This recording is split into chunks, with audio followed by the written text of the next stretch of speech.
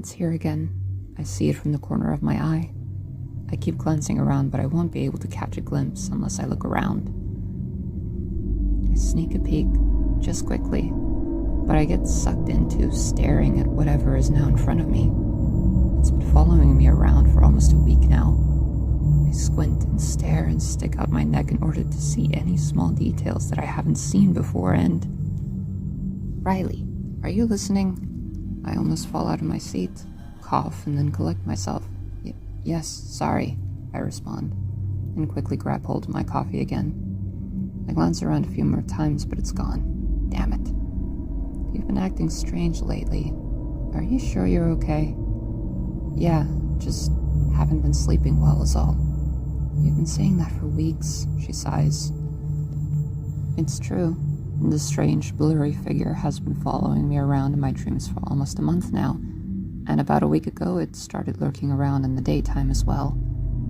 I don't know what it is, I don't know where it came from, but I feel like once I can get a good look at it, I'll have the answers. Maybe my eyes are just going. Riley, maybe it's time, she says, putting her hand on mine. Now it's my turn to sigh. Alan, I'm not going to a therapist. Not for this. I'm sure it's nothing, I say, rubbing the space between my eyes. Before I know it, I'm back home again. It's late, and I finally feel tired enough to fall asleep. Finally? I don't remember anything that happened today, I tell myself.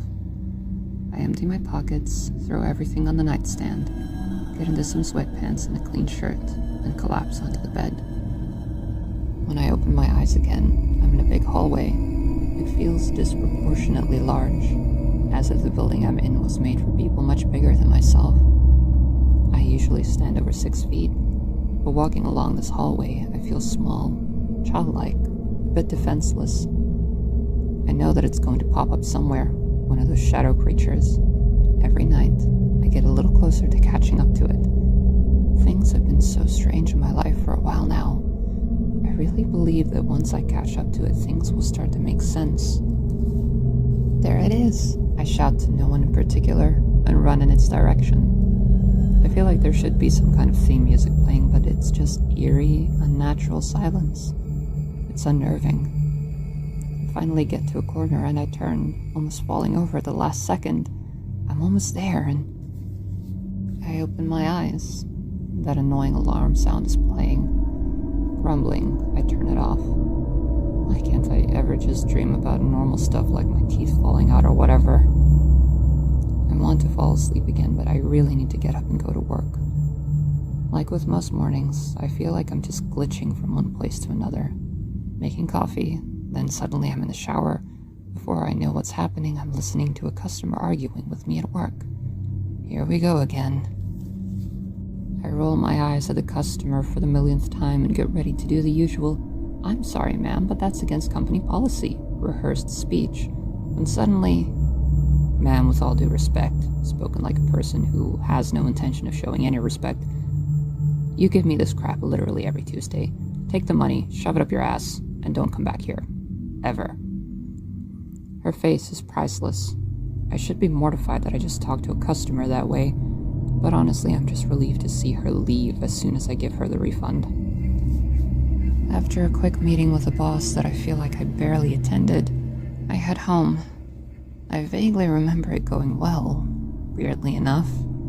Man, I really need to get some sleeping pills or something. Ever since the nightmares started, these blackouts have honestly been taking over more and more of my life. In front of the mirror in the bathroom, I see it again for a second. Try to catch a glimpse, lose it. In bed, I wait impatiently to fall asleep in order to hopefully finally figure this out. In my dream, I see it more clearly now. It's ever so vaguely in the shape of a person. I chase it around a corner, as per usual, and this time, though I don't catch up to it, I don't wake up. I'm realizing that this place looks like my house? Am I dreaming about my own house? No time to wonder about that. I have to figure out where it is. I'm in my bathroom again, rubbing my eyes, feeling tired. I look up for a second and suddenly it's staring back at me. I wake up jolting, Terrified, there are suddenly a million questions running through my mind. What the hell was that thing staring back at me? Why was I trying to find it so desperately when I suddenly know that this whole time I should have been running from it instead of towards it? What the hell was I thinking? I can't let it get to me. I can't. Suddenly I'm on the phone, calling my boss, explaining why I can't come into work today.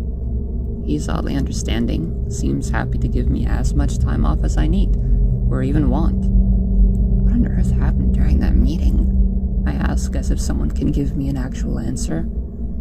I take a deep breath, pull the covers over myself, and lay back down in bed. I don't want to go anywhere today. I don't even want to leave my room, let alone go outside. Last night, when I was getting ready for bed, I saw it. I saw it in the mirror. Out of bed now, pacing back and forth on the carpet, waiting for something to happen. Anything. And something does happen. The phone. Hello? I answer nervously. Riley? Are you okay? Yeah, why would I not be? Well, your boss said you didn't come into work. I thought maybe you were sick, she says. No, well, yes. I'm just not feeling well. I'll be back again tomorrow, I tell her. I hang up the phone after another conversation I don't remember and drag myself into bed again. I just want to be surrounded by covers and soft pillows. I just want to be warm and comfortable and not have to worry about going to work or dealing with customers or ever do anything again. I get a notification on my phone. See you tomorrow for lunch, I read out loud. Is that a flirty face? The hell did Ellen and I talk about on the phone? I put my phone back under the pillow, and before I can pull my hand back out again, I'm fast asleep. In the dream again, in some strange place I've never seen. There seem to be no mirrors in sight, but I still don't feel quite safe. I walk out of the small, seemingly abandoned building into the bright daylight. Everything is really quiet again. I don't like it. It's going to show up again at some point, whether I want it to or not. And of course, there it is, to my left. I don't know where to run, and I don't want to chase after it anymore. Now that I'm not trying to catch it, it's a lot easier to see it for some reason. It looks like a person. Kinda looks like me. When I blink, it's gone. Panicked, I spin around, trying to find it. Just in time, I manage to see it. It's behind me. It's my own shadow. I've been literally running to and from my own shadow this whole time. But it looks slightly different. It has its hair tied back, looks sleek, more feminine. The last thing I see before I wake up is the lady in my shadow lifting an axe and striking downwards. I open my eyes, as if for the first time.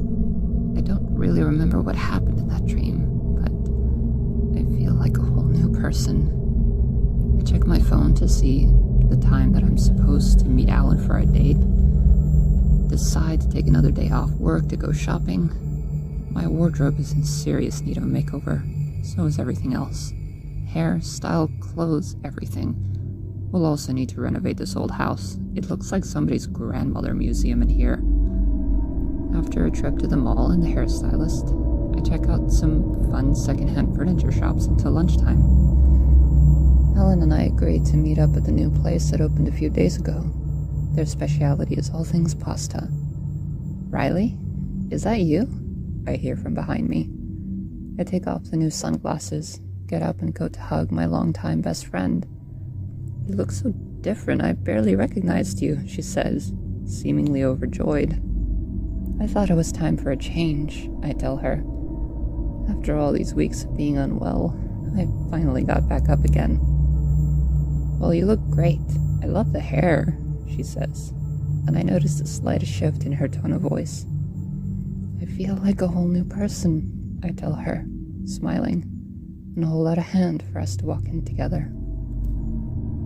Thank you for listening and watching. All links and references are in the description below.